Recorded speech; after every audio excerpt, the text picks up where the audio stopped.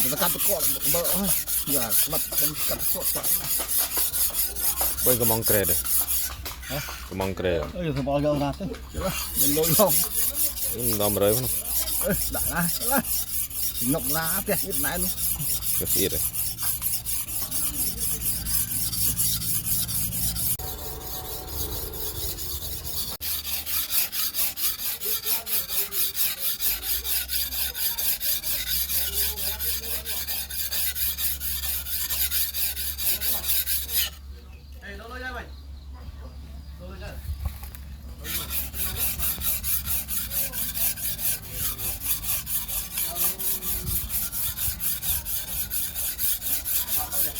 Apa udah tekan dulu,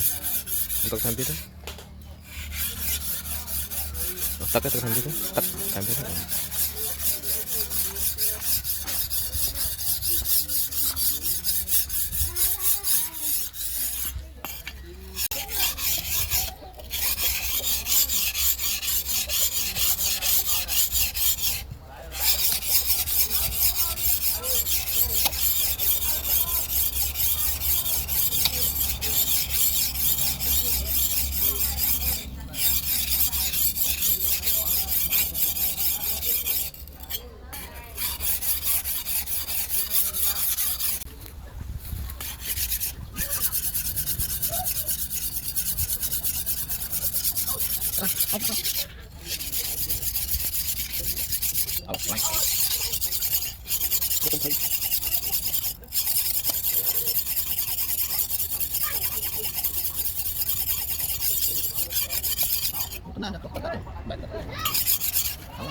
quanh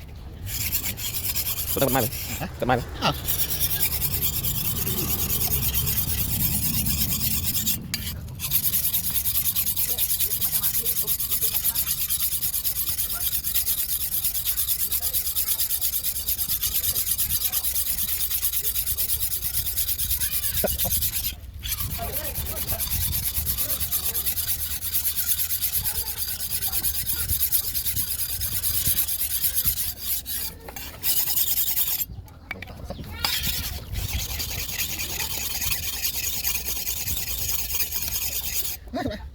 một con na nữa các bạn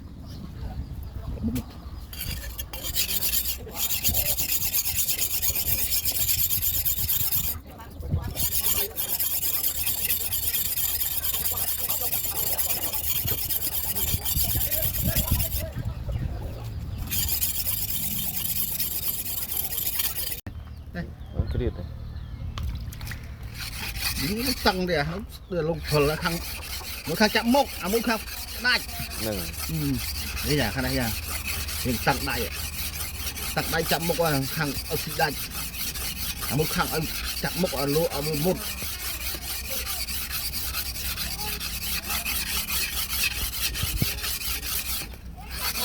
Ôi, giờ chân cả nó miên lại đóng đáy, chân đây nè xá đấy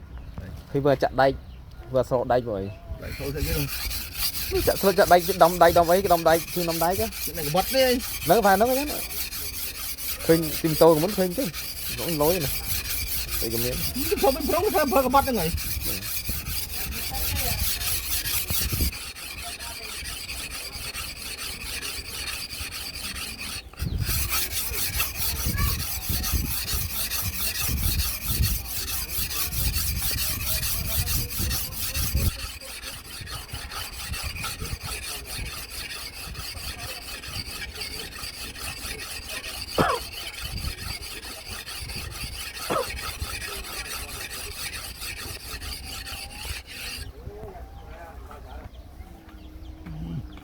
kìa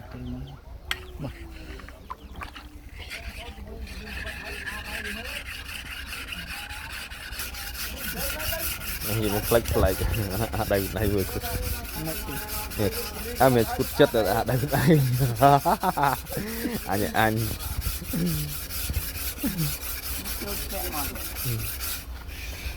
bật tớm dạ ô bên này cái cục này cái bay là cái bay anh ấy cô sát đây mấy cô sát đấy lòng cô sát trên mắt xanh rồi chăm sạc cái bật một lò đang số mấy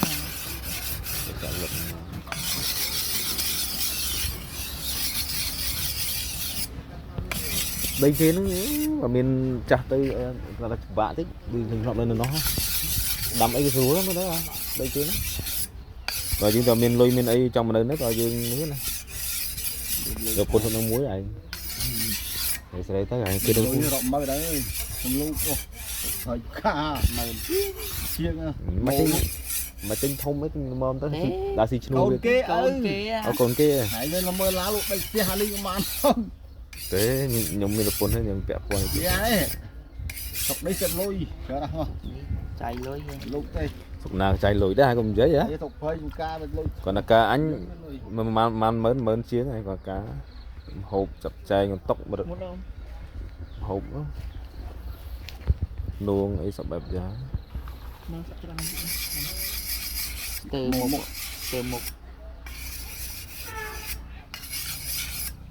giờ một riêng khởi cái má này không khởi một mớ má này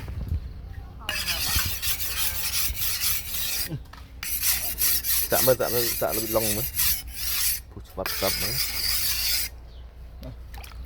bị lông này xạ muối rồi xạ ở đây cái xạ cặp lên đi vậy cả nó ăn dớ một lon này spot anh đi amazing anh ấy bị spot trọng đạch đi không có cụi lông đó lông á mình cụi pusa nó cũng sập nó em mà đâu vậy lông à ôi thầm cặp tí ru ăn ru rượu ấy cạch cạch mà cụi ní mến phải việc tôi chơi dây thèm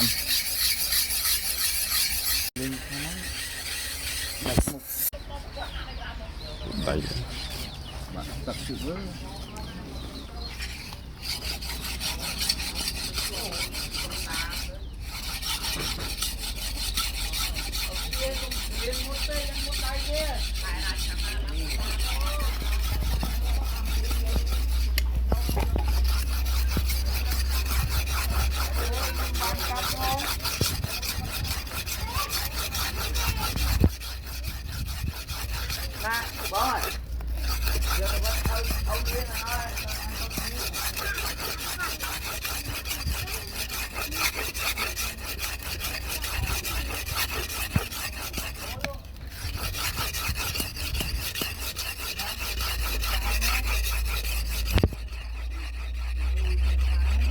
một mấy cái lọ một cái khăm mấy cái này